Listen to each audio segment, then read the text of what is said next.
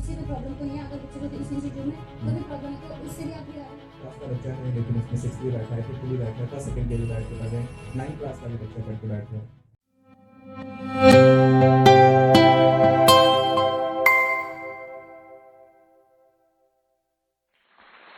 Hello everyone, एक बार फिर से आप सभी का अपने गैलेक्टिक यूट्यूब चैनल पे हार्दिक स्वागत है। आइए आज हम अपने 12th क्लास जो कि हमारा ये सेशन कंप्लीट होने जा रहा है उसके एक सबसे प्रीवियस सबसे पुराने स्टूडेंट से मिलाने जा रहे हैं हम आपको, मिस अंजलि से। तो अंजलि, आप कुछ अपने बारे में बताएं कि आपका सफर गैलेक्टिक के साथ कैसे स्टार्ट हुआ, कहाँ से शुरुआत हुई आपकी।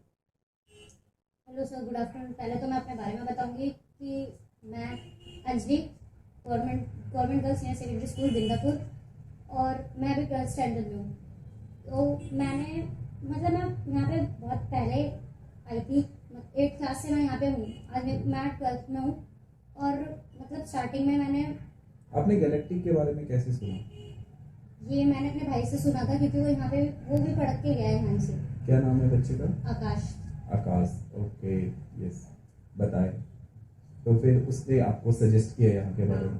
भाई ने पापा को बोला कि इसको भी वहीं पे डालो, काफ़ी एनवायरनमेंट अच्छा है वहाँ का और काफ़ी कुछ सीखने को मिलता है वहाँ पे, और इसकी स्टडीज़ में भी इसको बहुत ज़्यादा बेनिफिट मिलेगा, इसको काफ़ी इम्प्रूव होएगी इसकी स्टडीज़ में वहाँ पे। अच्छा, तो पहले आप कहाँ पढ़ते थे? पहले तो नॉर्मल होम ट्यूशंस जो आजकल गलियों में खुल जाते हैं, 3-4 बच्चे बिठा के पढ़ाना करना। तो उनका मैंने ये सुना है कि वो एक साथ मिक्स स्टूडेंट को पढ़ाते हैं। 8th क्लास का बच्चा है लेकिन उसमें 6th भी बैठा है, 5th भी बैठा है, फर्स्ट सेकंड के भी बैठ के पढ़ रहे हैं, 9th क्लास का भी बच्चा पढ़ के बैठ रहा है। तो आपको वहाँ पर और जब आप यहाँ आए तो क्या डिफरेंस लगा आपको? वहाँ पे तो बस नॉर्मल वो एक ही टीचर होता था। वहाँ पे कितने बच्चों को गाइड कर सकता है किसी चीज़ के लिए। वहाँ पे एक तो सारे टीचर, वो एक टीचर सब बच्चों को करके रखता था कि पहले नर्सरी से लेके जितने भी टीचर, फिर जहाँ तक भी वो पढ़ाना सफिशिएंट लगता है उनको, वहाँ तक के बच्चे चूज करना। तो 10th तक वो लगता था उनको कि 10th तक बच्चों को कर लेंगे, तो उन्होंने 10th तक के बच्चों को लिया और उनको पढ़ाना स्टार्ट किया। वो तो बस अपने नर्सरी तक के बच्चों में ही उनको इंडिविजुअल गाइड करेंगे ना, कि आपको ये पढ़ना है, आपको ऐसे पढ़ना है। अदरवाइज आप अपना सेल्फ स्टडी कर सकते हैं।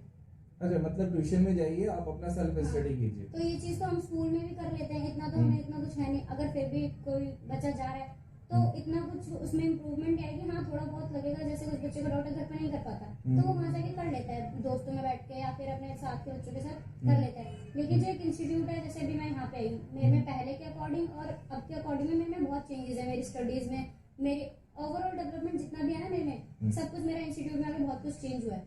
अब मैं पढ़ाई से रिगार्डिंग बोलूँ तो जैसे कि अब इंस्टीट्यूट में आई हूँ तो टीचर्स, एक तो यहाँ पे हर एक सब्जेक्ट के इंडिविजुअल टीचर्स हैं, जो कि मेरी हर एक जैसे मैं एक सब्जेक्ट पे बात करूँ, जैसे आप मैथ्स पढ़ाते हो, आप मैथ्स में मेरे को कोई प्रॉब्लम होती है तो आप मेरे को इंडिविजुअल गाइड करते हो कि आपको ये प्रॉब्लम है। और बाकी टीचर्स भी हैं, और फिर ये जरूरी नहीं है कि आप जो सब्जेक्ट पढ़ाते हो उसी चीज पे गाइड करो, नहीं, आप ओवरऑल जितने भी सब्जेक्ट हैं सब पे हमें गाइड कर सकते हो। यहाँ के इन्वायरमेंट के बारे में आप क्या कहना चाहेंगे? एनवायरनमेंट है यहाँ पे बहुत ही अच्छा है। जरूरी नहीं है कि पढ़ाई के रिगार्डिंग ही हो तो अच्छा है, पढ़ाई भी अच्छी है यहाँ पे, और आप लोग फ्रेंडली भी हो, हर किसी बच्चे से फ्रेंडली बात करना, पर्सनल इंटरेक्ट करना बच्चों से, कि बच्चे को किसी चीज़ से कोई प्रॉब्लम तो नहीं है। अगर बच्चे को इस इंस्टीट्यूट में कोई भी प्रॉब्लम है तो उससे भी आप रिगार्डिंग बात कर सकते हो। किसी चीज़ से प्रॉब्लम है तो आप उसका सोल्यूशन निकालते हो और फिर काफ़ी अच्छे से उसको समझाते हो। टीचिंग मेथोडोलॉजी के बारे में क्या कहना चाहेंगे?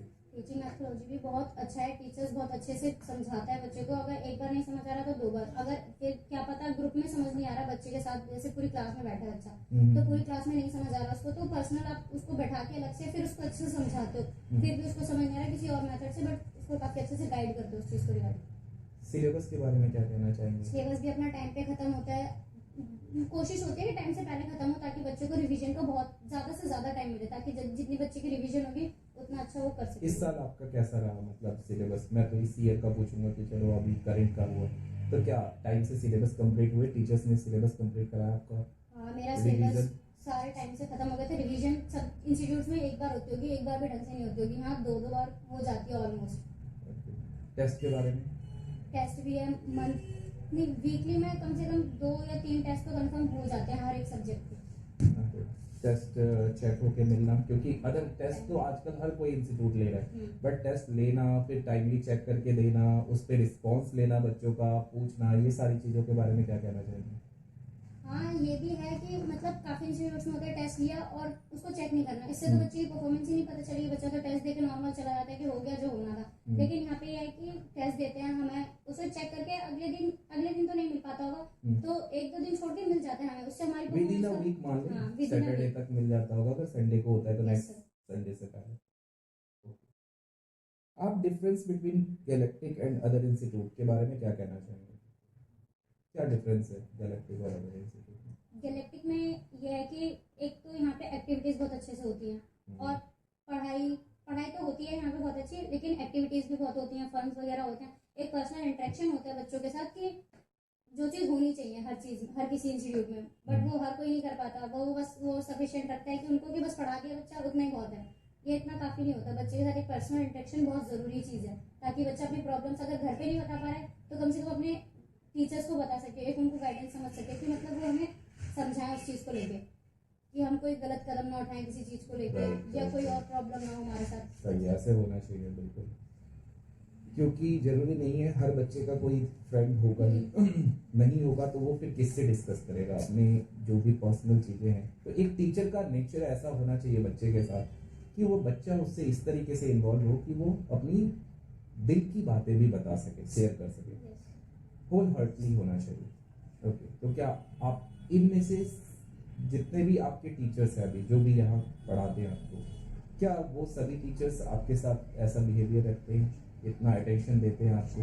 हाँ, अगर कभी जैसे लगता है कि कोई बच्चा परेशान है, जैसे मैं हूँ अभी, तो अगर मैं हल्का सा भी परेशान होती हूँ तो मैं नॉर्मल इंस्टीट्यूट में आती हूँ। पहले घर पे अगर मैं नहीं बता पाती, कोई प्रॉब्लम ऐसी होती है तो टीचर्स हमारा फेस देख के बता देते हैं कि हमें कोई प्रॉब्लम है। तो अगर पूरी क्लास के सामने नहीं पूछ पा रहे हैं, नहीं है अगर कंफर्टेबल बच्चा, तो वो एक पर्सनल लेके जाते हैं बच्चे को, पूछते हैं कि क्या प्रॉब्लम है, क्या पता कि हम लोग शेयर कर सके तो आप हमें सॉल्व कर दो हमारी प्रॉब्लम।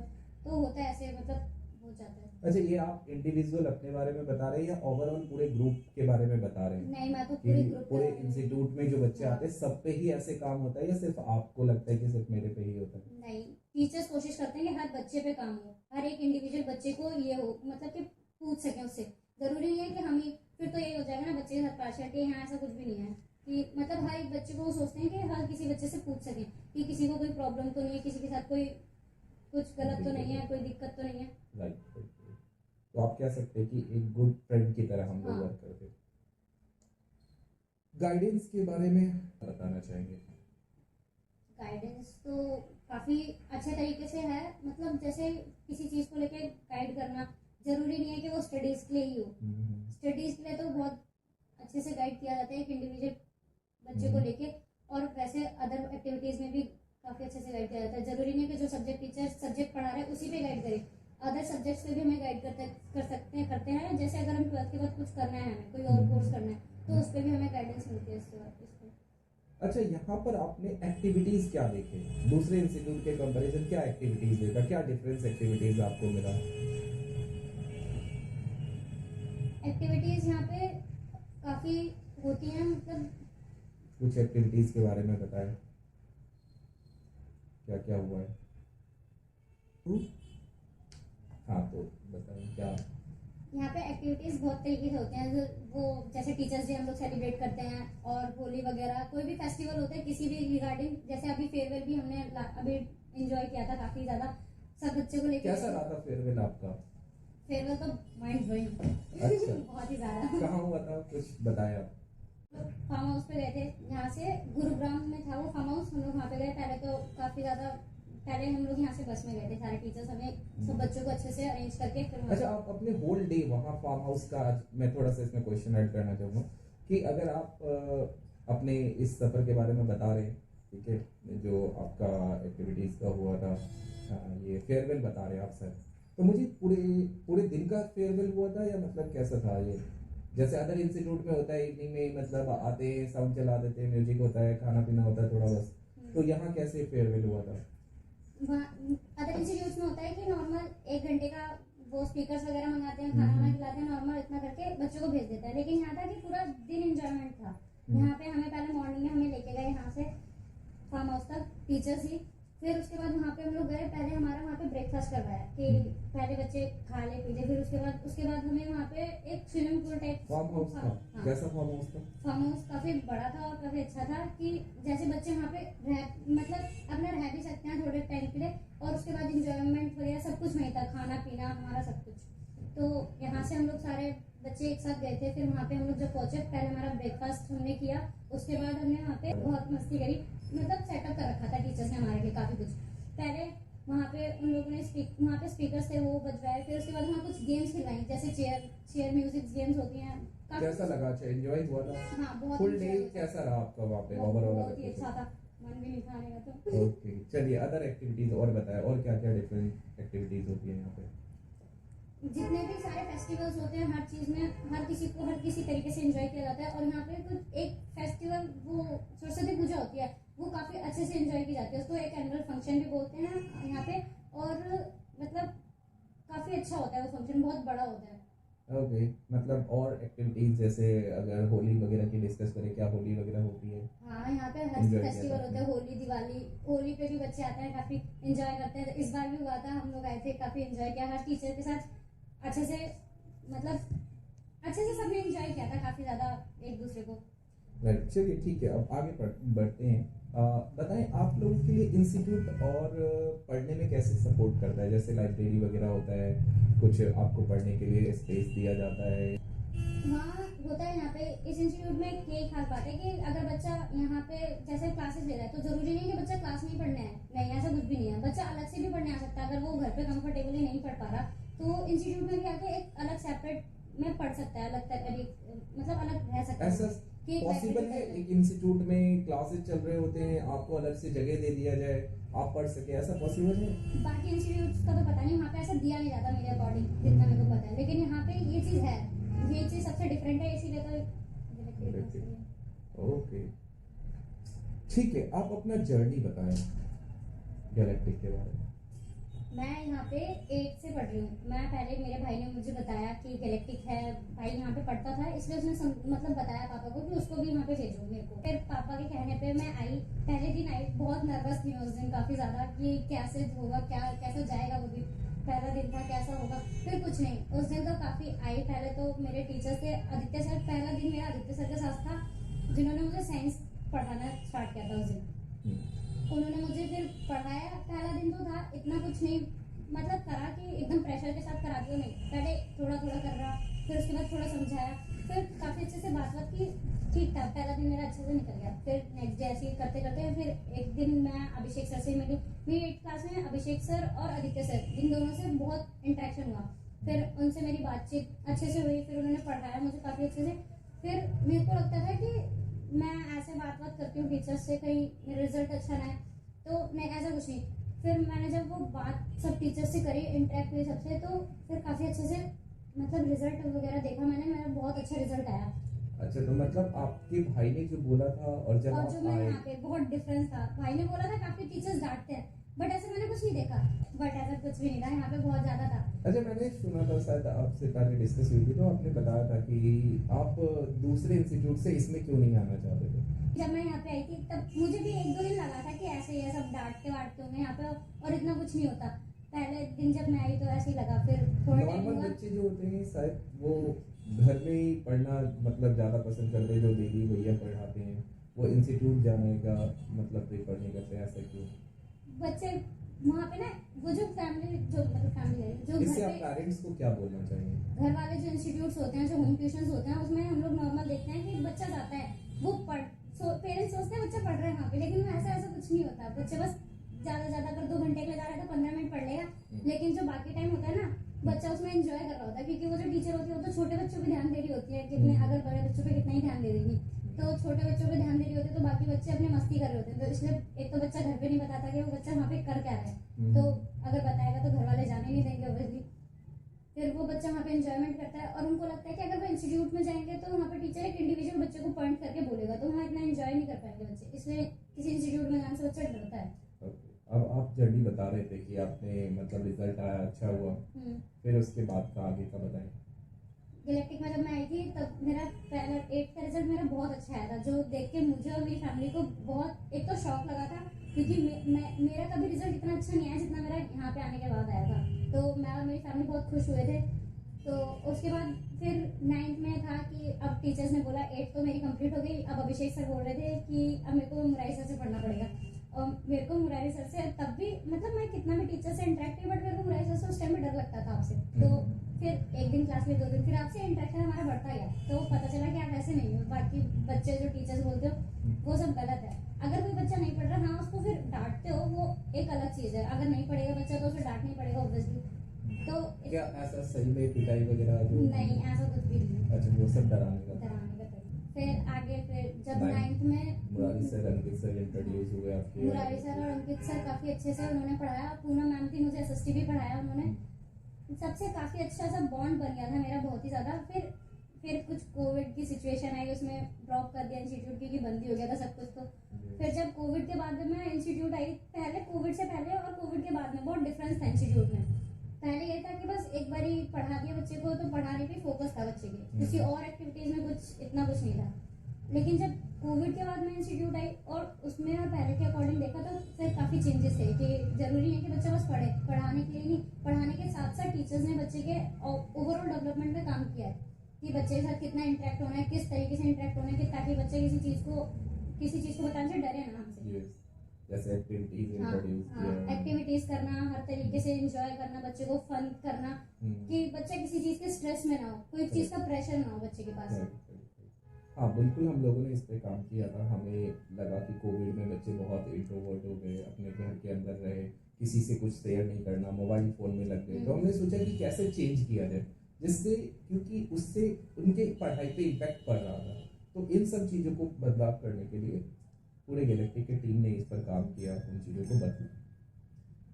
ठीक है, अब आफ्टर 12th आपकी जर्नी कैसी रही? होने वाला है, मतलब अब 12th तो कंप्लीट होने वाली है। तो अब आप बताएं कि आफ्टर 11th 12th में कैसा रहा? 12th में भी और 8th और 12th को अगर आपको रिलेट करते हैं तो आपको क्या डिफरेंसेस दिखता है गैलेक्टिक में? 8th और 12th के अकॉर्डिंग मैं देखूँ तो काफी ज्यादा चेंजेस हैं गैलेक्टिक में। पहले था नॉर्मल पढ़ाई तक सीमित था, लेकिन अब पढ़ाई के साथ साथ और भी चीजें इंक्लूड हुई हैं इसमें। काफी एक्टिविटीज करवाना, हर तरीके से हर किसी चीज को एंजॉय करना और फन करना, और काफी ज्यादा बच्चे के साथ इंटरेक्ट होना। ठीक है, आप पेरेंट्स के लिए क्या कहना चाहेंगे? पेरेंट्स के लिए यही कि पेरेंट्स को अपने बच्चों पे ट्रस्ट करना चाहिए। मतलब बच्चों पे नहीं, एक जो गैलेक्टिक है इंस्टीट्यूट पे जो जितने भी टीचर्स है सबके ऊपर एक ट्रस्ट बिल्ड होना चाहिए, और बच्चे के ऊपर प्रेशर नहीं होना चाहिए किसी तरीके का कि मतलब। और जरूरी नहीं है कि अगर आप बोल रहे हो कि बच्चा सीए करे या फिर डॉक्टर बने तो वो वही करे। क्या पता बच्चे का कुछ और मनो करने का, वो उस चीज में नहीं कर पा रहा है उस चीज को, तो जरूरी नहीं है कि आप उस चीज को प्रेशराइज करोगे बच्चे को। तो क्या इस चीज में गैलेक्टिक प्रेशर करता है आपको? नहीं, कभी नहीं। गैलेक्टिक कहता है जो आपका मन करे आप वो करो, जिसमें आप मतलब जो चीज आप कर सकते हो, जिसमें आपका इंटरेस्ट हो, बस आप वही चीज करो। चलिए एक लास्ट क्वेश्चन आपसे, why student choose the galactic? क्यों करना चाहिए गैलेक्टिक चूज? बच्चे को क्यों करना चाहिए?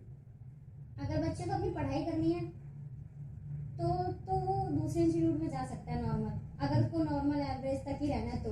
अगर उसको कुछ ज्यादा इम्प्रूव करना है अपनी लाइफ में, या फिर अपनी लाइफ में कुछ ज्यादा अचीव करना है, तो उसको गैलेक्टिक चूज करना चाहिए, क्योंकि उसको यहाँ पे पढ़ाई तो मिलेगी। जरूरी नहीं है कि वो एवरेज के लिए जो दूसरे इंस्टीट्यूट में मिल रही है वही हो। यहाँ पे एवरेज से ज्यादा का मतलब कोशिश करते हैं कि एवरेज से ज्यादा वो दिलाए बच्चों को मार्क्स, और उसमें ओवरऑल डेवलपमेंट पे काम करते हैं गैलेक्टिक में यहाँ पे। तो ये चीज देखते हैं, इसीलिए बच्चे को मेरे हिसाब से तो गैलेक्टिक ही आना चाहिए।